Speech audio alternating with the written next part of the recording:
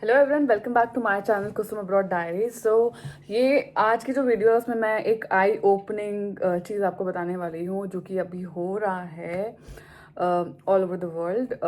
बहुत सारे लोग हैं जो कि डिपेंड कर रहे हैं कि हमें यूके में एज अ नर्स जॉब मिल जाएगी। वो ऐसा सोच रहे हैं कि रिक्रूटमेंट स्टार्ट होगी तो कभी ना कभी तो हमें वो मिलेगी जॉब, और अपना टाइम ऑलरेडी वो वेस्ट कर रहे हैं। कई लोग हैं जो ऑस्ट्रेलिया और न्यूजीलैंड के भरोसे बैठे हैं, न्यूजीलैंड के भरोसे बैठे हैं जो लोग, उनके लिए स्पेसिफिकली वीडियो है, क्योंकि अभी न्यूजीलैंड में जो रिक्रूटमेंट है वो इतनी हैविली हो नहीं रही है। बहुत ही हार्डली वहाँ पे जो जॉब्स मिल रही है। अगर आप डायरेक्टली इंडिया से जा रहे हो तो वो थोड़ा मुश्किल हो गया है। और यूके का तो सबको पता ही है, रिक्रूटमेंट जो है वो ना के बराबर है। ऐसा नहीं है कि यहाँ पे जॉब वैकेंसीज नहीं है, जॉब वैकेंसीज तो काफ़ी है।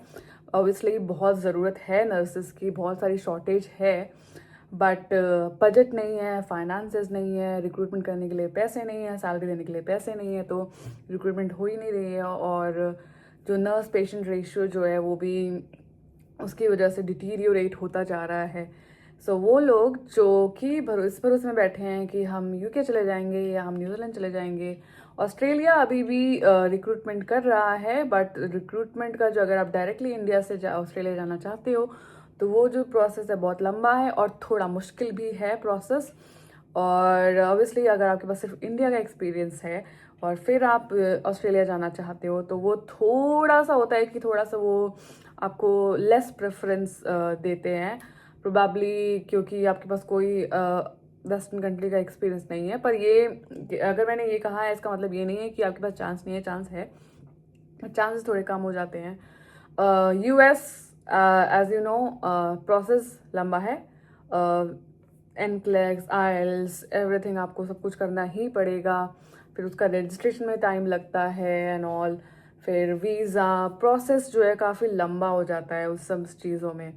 तो अभी इस सिचुएशन में आपको क्या करना चाहिए, क्या कर सकते हो अभी के लिए, और आगे भी उन लोगों को आप प्रिपेयर कर सकते हो जो लोग अभी नर्सिंग कर रहे हैं और चाहते हैं कि बाहर आउट ऑफ इंडिया मूव करना।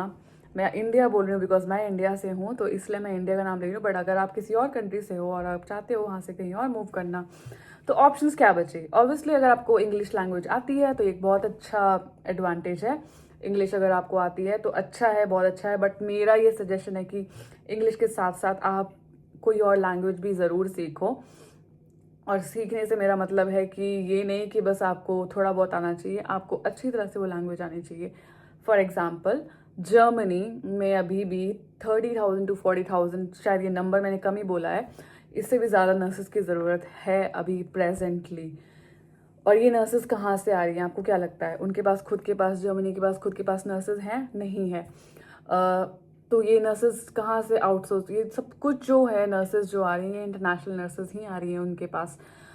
तो अगर आप हो कोई ऐसा बंदा जो वेट कर रहा है यूके का, न्यूजीलैंड का, यूएस, ऑस्ट्रेलिया का, और वेट के भरोसे मत रहो। मैं ये सजेस्ट करूँगी कि आप लैंग्वेज सीखो, दूसरी लैंग्वेज सीखो। मेहनत करनी पड़ेगी, देखो यार, अगर कुछ पाना है तो मेहनत तो करनी पड़ती है, बिना मेहनत के तो कुछ भी नहीं मिलता है। But honestly speaking, frankly speaking, कोई एक और लैंग्वेज आपको सीख लेनी चाहिए विदाउट वेस्टिंग एनी टाइम।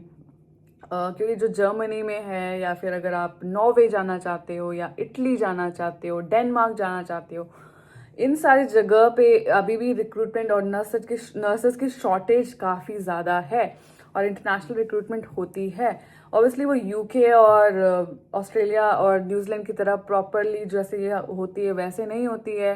वहाँ पे आपको ढूंढना पड़ेगा, वो एजेंसीज ढूंढनी पड़ेंगी, वो थोड़ा आपको हो जाएगा। बट ये बात ध्यान में रखने की है कि वहाँ पे आपको सिर्फ लैंग्वेज एग्ज़ाम देना है, लैंग्वेज में प्रोफिशिएंट होना है। जैसे जर्मन, आपको B2 चाहिए। जर्मन B2 अगर आपने क्लियर कर लिया है तो आपके पास दूसरा स्टेप है कि आप जॉब के लिए अप्लाई कर सकते हो और वहाँ पे एज ए रजिस्टर्ड नर्स आपको रजिस्टर कर सकते हो और वहाँ पे एज ए रजिस्टर्ड नर्स काम कर सकते हो अगर आपने जर्मन B2 लेवल कर लिया है। नॉर्वे में भी ऐसा ही है। नॉर्वेजियन जो लैंग्वेज है उसमें भी आपका एक लेवल है B2, थोड़ा सा वो मुश्किल है। डेनमार्क पे भी और इटली में भी B2 लेवल्स जो होते हैं वो आपको क्लियर करने हैं और then you will be good to go. इन कंट्रीज़ में कोई एनक्लेक्स नहीं होता है, कोई कंप्यूटराइज बेस्ड टेस्ट नहीं होता है, मल्टीपल चॉइस क्वेश्चन टेस्ट नहीं होता है, और कोई ऑस्की नहीं होता है। तो ये एक एडवांटेज है। कुछ कंट्रीज जैसे जर्मनी में कभी कभी हो सकता है कि आपको, अगर आपकी डिग्री और आपके सर्टिफिकेट्स और आपकी जो ट्रांसक्रिप्ट है, जो नंबर ऑफ आवर्स है, वो मैच नहीं कर रही है उनके नर्सिंग स्टैंडर्ड्स के अकॉर्डिंग और रेगुलेशंस के अकॉर्डिंग, तो वो आपको एक अडाप्टेशन पीरियड में ज़रूर डाल सकते हैं। बट स्टिल वो ऑस्की, जो कि इतना हाई प्रेशर एग्ज़ाम होता है, एनक्लेक्स इतना हाई प्रेशर एग्ज़ाम होता है, इतनी प्रिपरेशन होती हैं, इतनी फेलियर रेट्स भी बहुत ज़्यादा हैं एनक्लेक्स के, उससे आप बच जाओगे। अगर आपने सिर्फ एक लैंग्वेज एग्जाम कर लिया then you are good to go. पैसे का जो है, जो सैलरी है, वो डिफरेंस कोई ऐसे मेजर डिफरेंस, बहुत ज़्यादा डिफरेंस आपको नहीं फील होगा, क्योंकि अगर आप अभी इंडिया में हो या फिर आप किसी और कंट्री में हो, वहाँ पे अभी आप कम अर्न कर रहे हो, राइट? और अगर आप इन कंट्रीज में मूव करते हो तो ऑब्वियसली कंपैरेटिवली आप ज़्यादा अर्न करोगे। तो ये जो टाइम है इसको वेस्ट करने के बजाय, और इंस्टेड ऑफ कीप वेटिंग, जाओ और कोई नई लैंग्वेज सीखो। ये मैं बोल रही हूँ अपने खुद के एक्सपीरियंस से, और जो भी मैंने अपने आसपास देखा है, ऐसे बहुत सारे लोग जो कि आइल्स क्लियर करके बैठे हुए थे बट यूके में रिक्रूटमेंट नहीं हो रही है, तो अब वो क्या करेंगे? अब वो बैठ के वेट तो नहीं करते रहेंगे, राइट?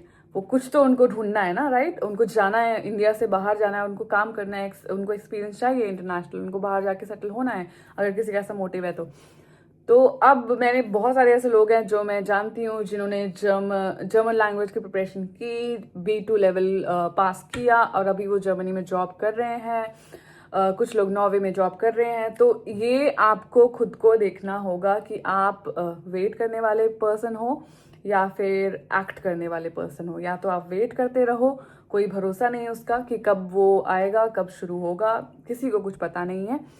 जो न्यू रिक्रूटमेंट जो न्यूजीलैंड और यूके में होगा, ऑस्ट्रेलिया में भी हो रही है, पर जैसे कि मैंने बोला थोड़ी सी डिफिकल्ट है, प्रोसेस थोड़ा सा लंबा है, लैंग्वेज एग्जाम भी देना है, एनक्लेक्स भी देना है, ऑस्की भी देना है, सब कुछ देना है, उसके बाद जाके कुछ होने वाला है। तो ये एक वीडियो थी, आई ओपनिंग वीडियो उन लोगों के लिए जो कि मैसेजेस, मुझे बहुत मैसेजेस आ रहे थे पूछने के लिए कि यूके में रिक्रूटमेंट अभी ऐसे कैसे, कब होगी, क्या होगी, अगर हम MSc कर लेंगे तो क्या गारंटीड हमें जॉब मिल जाएगी? तो कोई गारंटी नहीं है गाइस, कोई भी गारंटी नहीं है। मैं टीचिंग में हूँ, मेरे खुद के जो स्टूडेंट्स हैं वो खुद जॉब ढूंढ रहे हैं, उनके लिए भी मैं नहीं बोल सकती कि उनको जॉब गारंटीड मिल जाएगी। सिचुएशन जो है पहले जैसी नहीं है। तो अगर आप एक इंटरनेशनल कैंडिडेट हो और आपको स्पॉन्सरशिप, वीज़ा स्पॉन्सरशिप चाहिए, तो आप सोच लो, अगर लोकल लोगों के लिए प्रॉब्लम इतनी हो रही है तो इंटरनेशनल लोगों के लिए कितनी प्रॉब्लम होगी। सो ये था एक आई ओपनिंग वीडियो। अगर आपको हेल्पफुल लगा हो तो प्लीज़ शेयर ज़रूर करना, लाइक करना। मैं एम कर रही हूँ 1000 सब्सक्राइबर्स। प्लीज़ प्लीज़ प्लीज़, अगर आप हेल्प करोगे तभी मैं 1000 सब्सक्राइबर अचीव कर पाऊँगी, अदरवाइज़ मैं नहीं कर पाऊँगी। और शेयर करो अगर आपको लगता है कि मेरी वीडियोस हेल्पफुल है, और कमेंट ज़रूर करना अगर आपको कोई भी क्वेश्चन हो। इंस्टाग्राम पे मैसेजेस पे मैं शायद रिप्लाई ना कर पाऊँ, पर अगर आप कमेंट करोगे तो मैं कमेंट पे रिप्लाई ज़रूर करूँगी आपको। Thank you so much, thanks for watching and stay connected with me. Bye.